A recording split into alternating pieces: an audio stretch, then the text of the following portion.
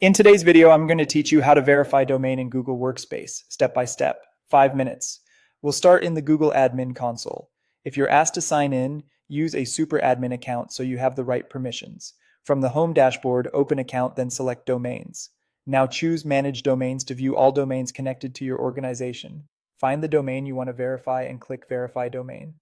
This launches Google's setup tool, which will generate a unique TXT record just for your domain.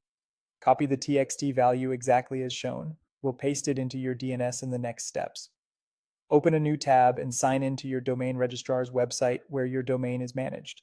Every provider labels things a little differently, but you're looking for the DNS settings or domain management area, sometimes called DNS zone, advanced DNS, or DNS records. Create a new TXT record. If you see a host or name field, enter @ to target the root domain, or leave it blank if your provider allows that.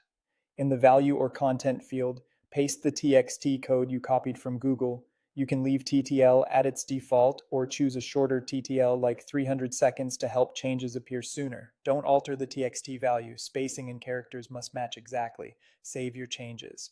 Now return to the Google Admin Console tab where you copied the code. Click Verify My Domain or Protect Domain to start the check. Google will scan your DNS records to confirm the TXT record exists. This often completes within a few minutes, but DNS changes can take time to propagate across the internet. If verification doesn't succeed right away, wait and try again later. Full propagation can take up to 72 hours, though most registrars are much faster.